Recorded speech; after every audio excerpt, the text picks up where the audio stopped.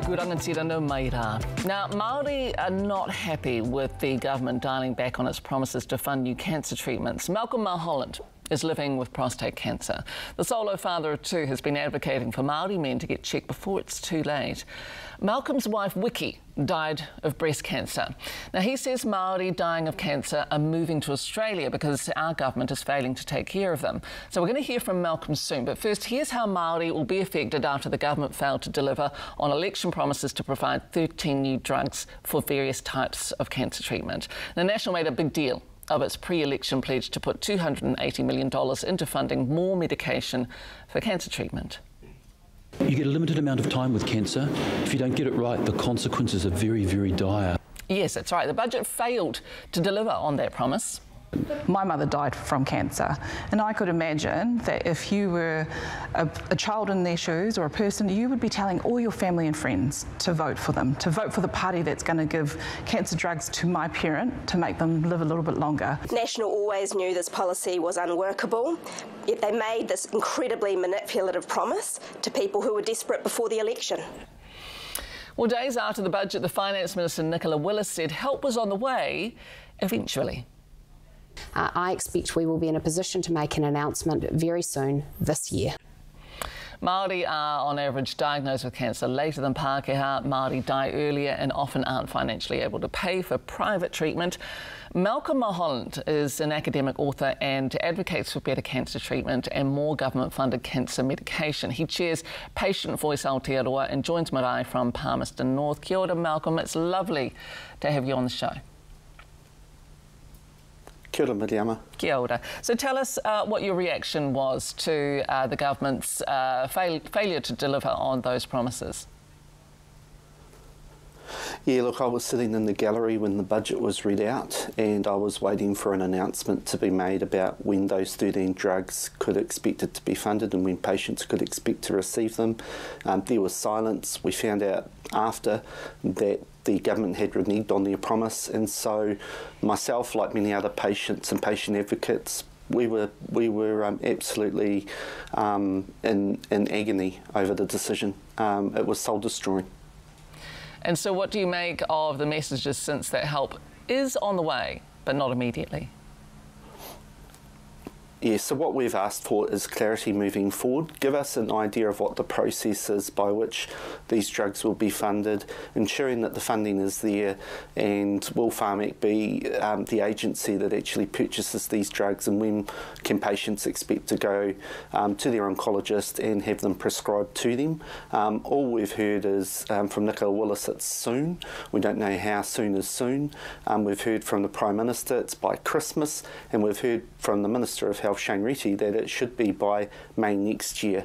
In terms of my own thinking, I think their messaging is all over the place, but patients at the very least deserve certainty. Yeah, because as Shane Reti said, cancer, you have to move fast, so we're going to lose people in the time that it takes to come to some certainty. Yes, we are, undoubtedly.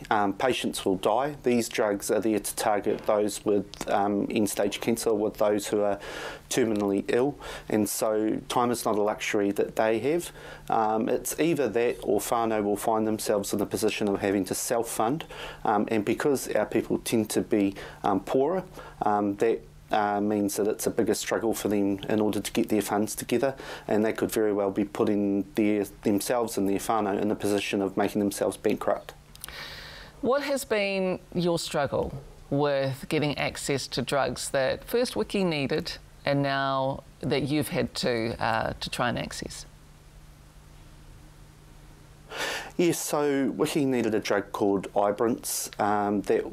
We knew that shortly after she was diagnosed back in 2018.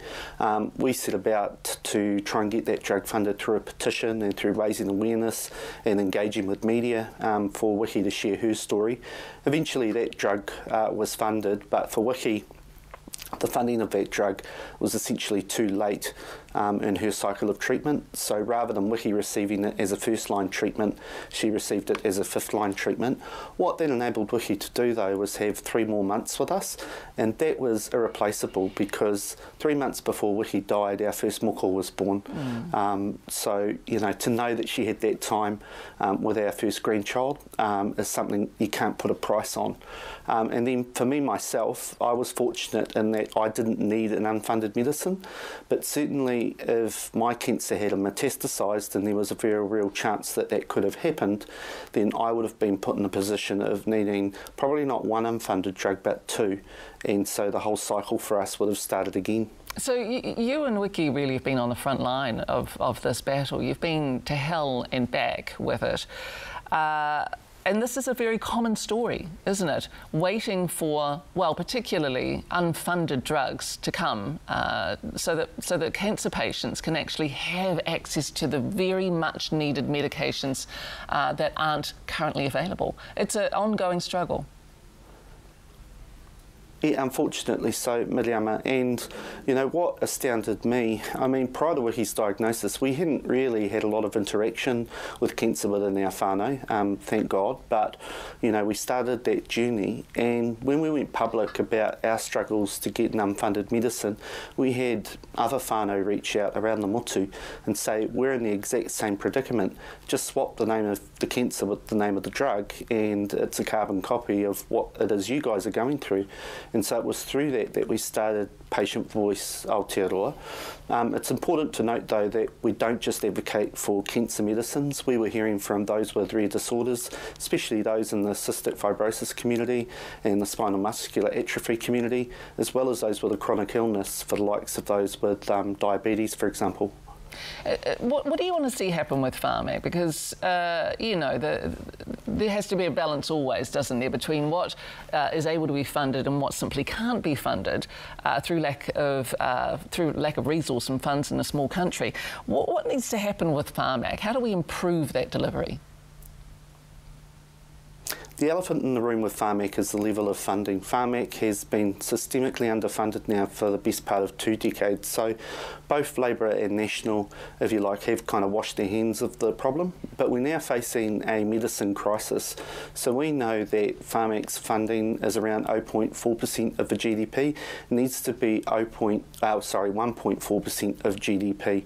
That would mean right now we need to give whānau an additional $2.25 billion just to be average with the rest of the developed world. I think there's a misconception out there too, Miriama, that we want every drug funded. We don't. We just want a dare to be average with the rest of the OECD. And so that's what our plea has been.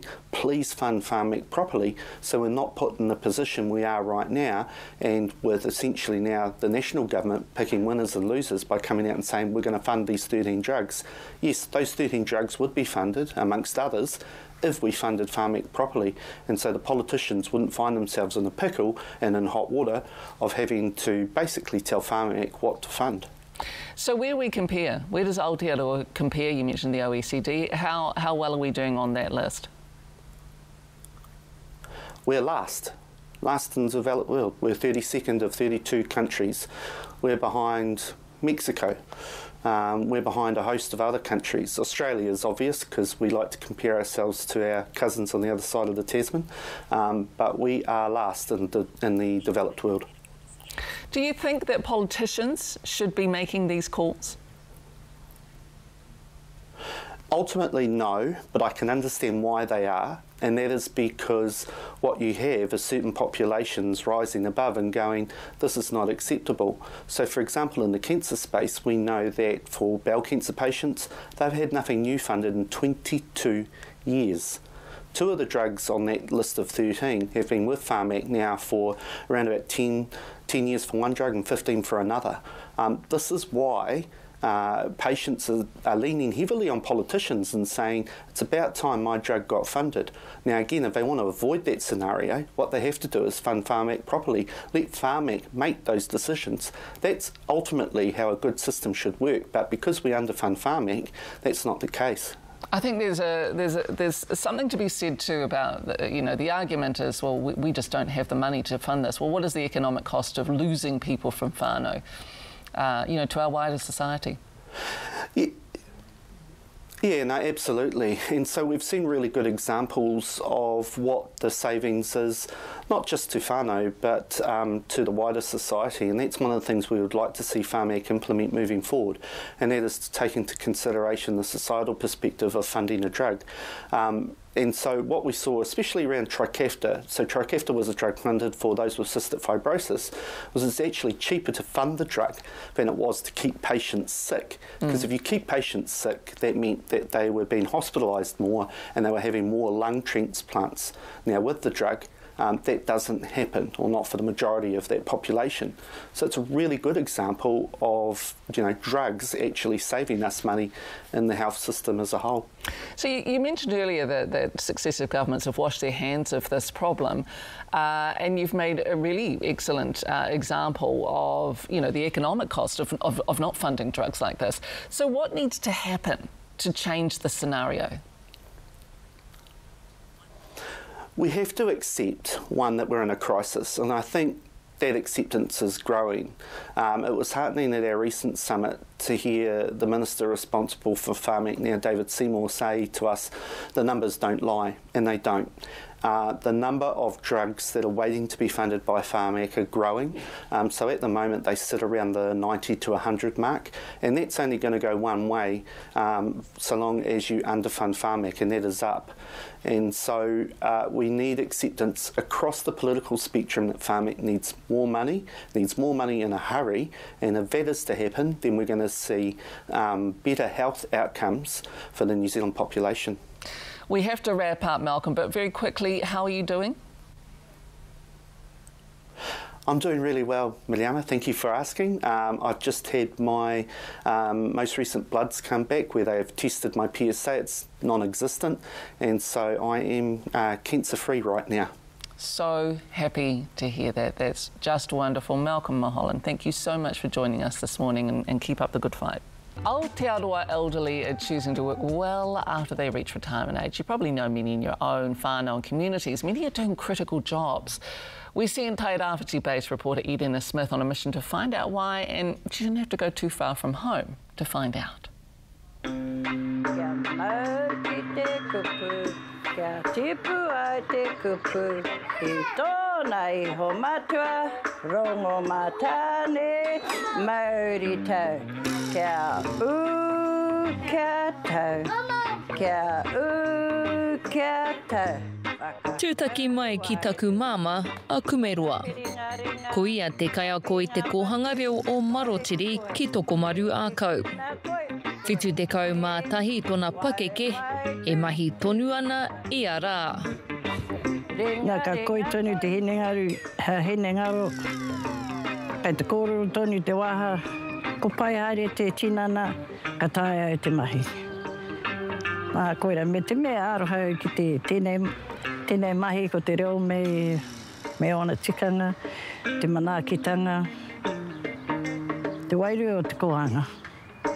Iau e hara mai I a rā, ka titiro atu ki taku maunga, ka whakaaro e mō oku tipuna, ko mene atu ki te pō, nā rātou te kohanga reo I tīmata, I tauawa. I te wā e taitamare ki koe.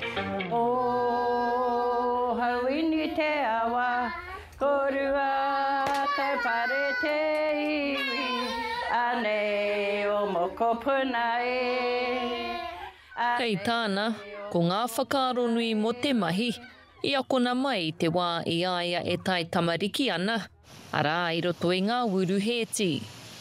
Nei ki te kōrero o mātou pāpa, kia haere ki te mahi, a koe hea te mahi, haere ki te mahi I a rā, tamariki tonu mātou ka haere ki te mahi tahi I aia, he tangata kuti hepi ia, koia te rangatira o he kenge tāna, e haere mātou ki reira penei.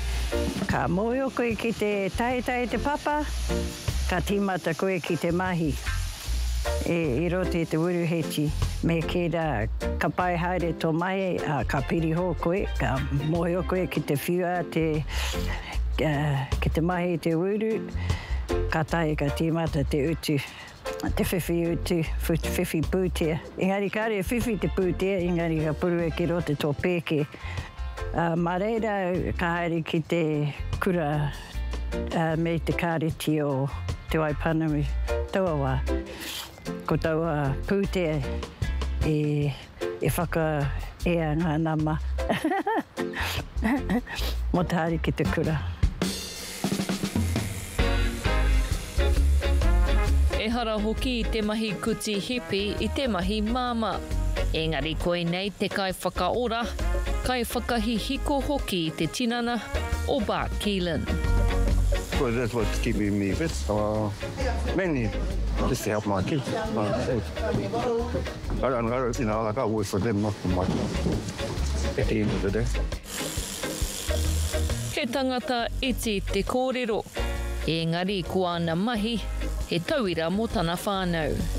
Sort of looked up to him as I was learning. No, just a big inspiration to us young generation coming up here. Why is it? Oh, just the calibre of the men. Done a few tallies, work hard. I suppose when you've been doing it that long,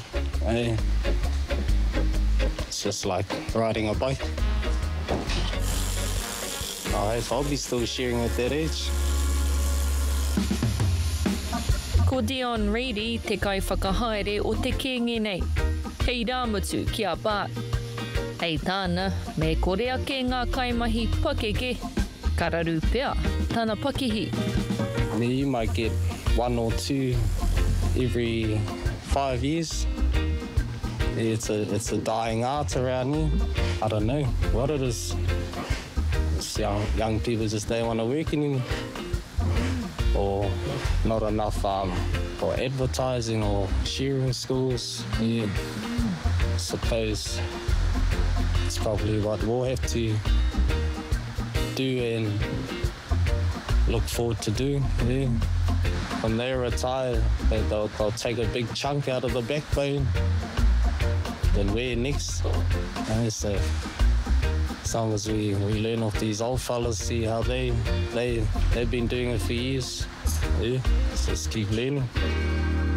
Ke kaha parane? Ka koe para. Mōrena te whānau. Ko te rapa kaimahi tētahi o ngā uauatanga mo te kōhanga reo. Me te mea anō hoki ko ngā mātauranga o te reanga nā rātau te kaupapa I poipoi, kei te ngaro haere. He rawe ke au tērā mahi whāngai te reo me ngā tikanga ki ngā mokopuna.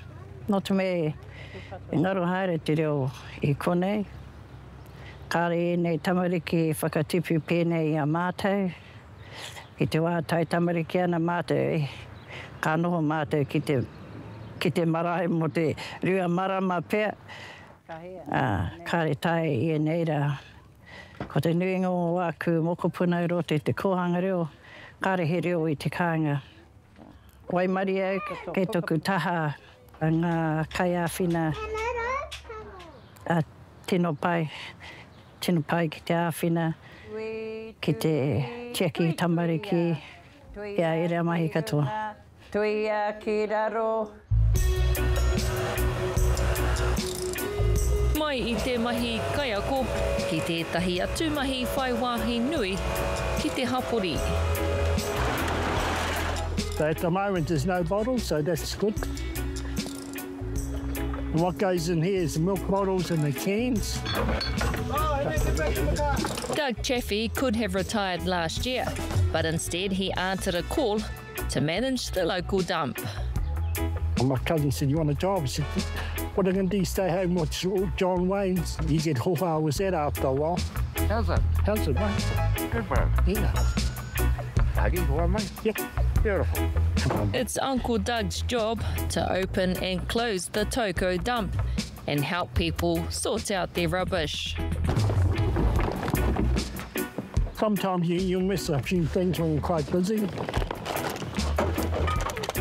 But you can learn a bit of gossip down here too, which is you keep it to yourself too, otherwise. So if someone won $1 million, you get 5 people telling you the same rumour, you know it's true. He says it's taken time for people to get used to recycling, but he hopes the younger generations are learning about the benefits, especially in a place that takes pride in its natural surroundings, despite the impacts flooding has had on the landscape. When I was growing up, my father had the garage here. This is back in the 70s when I was allowed to drive. He used to bring the rubbish and we used to have a dump over there. All they used to do is dig a big hole and we just put everything in. So in those days, back in the 70s, didn't have any restrictions.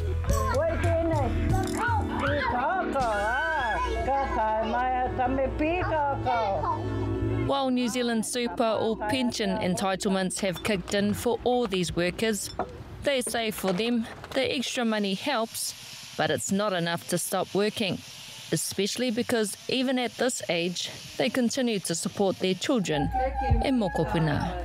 Kei raro toka nui. Kareta te ritaia mina no koe ko te peni ana noio. No te me he nui te utu mō ngā mea katoa I ēnei rā. Te utu mō te kai, te utu mō te hiko, te utu mō ngā reti, kei te piki haere ngā utu. Nā reire, he āwhina tērā. Engari me hari ki te mahi e kimi wetai pūtea hei. Kia pai, ora pai o tamariki mokopuna o kāinga. A lot of people say, oh, next generation won't go to work, but sometimes I think it's our fault. We made it a bit easier for our kids. If they didn't want to go to work, we'd give them money. And we just know how to get up and go to work. Nō reira, ahea koe ka mutu te mahi? Ka taima te wā mo te mutu mahi, ka mohi o te tangata. Korea te rā, me mutu.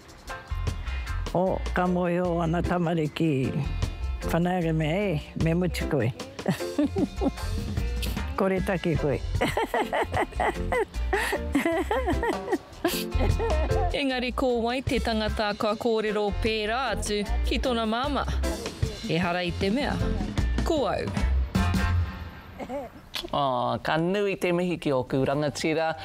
So amazing. Tēnā koe Irena I te pai o ina whakamārama. It's cultural, it's contemporary, it's post-apocalyptic, it's Māori. It's a collaboration between Ngāti Maniapoto choreographer Elliot and Singaporean Malay composer Safuan Johari.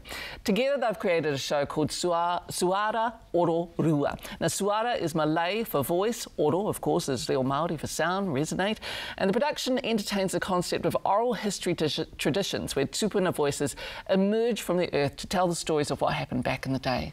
The cultural commonality is global. Jodi Ihaka went to watch a practice session before the group left for Singapore. Kia ora, ko iri tōku ingoa, huri tēnei no Ngāti Maniapoto. Salam, Safuan di sini dari Pulau Temasek. Hi, I'm Sam from Singapore. Kia ora, ko Matu Hamuera tēnei, huri no Te Arawa, no Te Raroa anō hoki. Tēnā koutou, he mokopuna tēnei no Te Arawa waka. Kia ora, ko Sean toko ingoa, ko Ngāti Kahungunu, e raukawa, tuwhari toa rangitāne o kuiwi. Kia ora, ko Koi toa lei tōku ingoa, ko Ngāti tuwhare tō rātou, kahungunu, raukawa, kauwhata o kuiwi. Talofa, Tupua, Samoa. Tū. Tēnā koutou, ko Brady tōku ingoa, he uri au no Ngāpoi, ko Aipara tōku ukaipo. Kia ora. Kia ora, Barida, Hannah from Comrie, Wales. Tēnā koutou, katoa. Awesome, team. There's no karaka. Toi te ao Māori, toi te ao kanikani, tūturua whiti whakamaua mai kia tīna. Tīna. Ai mea huie, tai pie.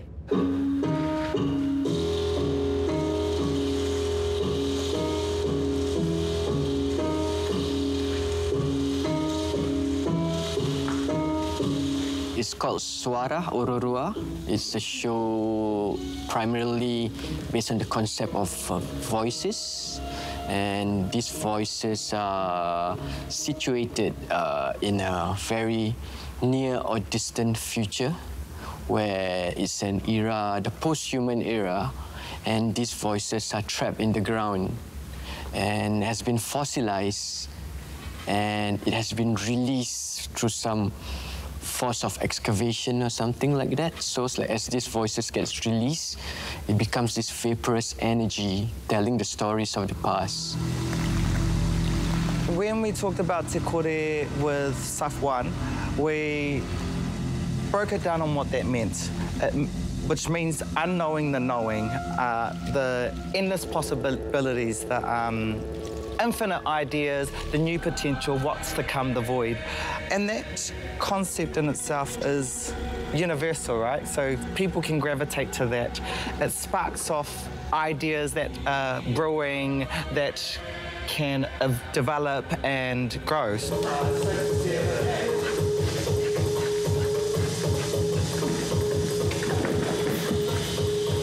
I was like toying the idea of using voices, and voices is just beyond languages, because like with language, especially when I'm here right now, with the Maori language is so metric with beautiful inflection and intonation, and it gives a certain rhythm of life.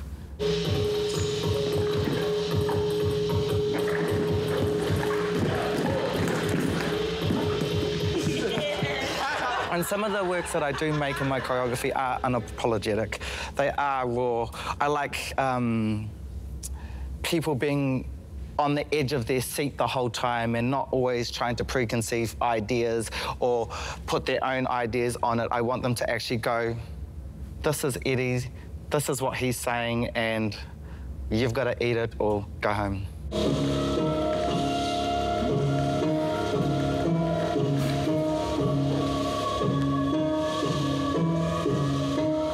When you put the different layers of the Maori movements, the Malay style of singing, and some form of contemporary music and movement as well, it's so multi-layered, but there's some form of universality as well, where there's like the different cultures geographically and the different cultures over time. A lot of it, I think, will be in the improvisational space, so we will be working with wairua. You know, like there will be movement that's kind of set, but we will let the land and the collaborators and the music and everything that's involved inform the work. Having Safuan in the space this week has been incredible to see and understand what a composer is envisioning and thinking, and then bringing that together with the movement we've been workshopping prior to him arriving on the floor, and to be the kaiawhina with Eddie and seeing him piece together all these pieces of dance that the dancers are creating is magic.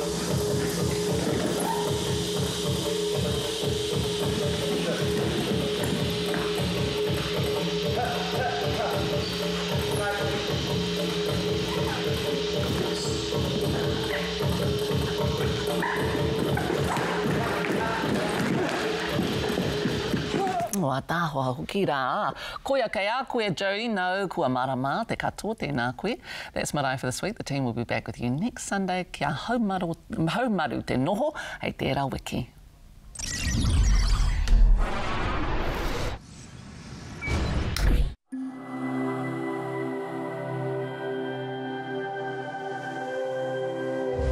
Ko te reo, te take.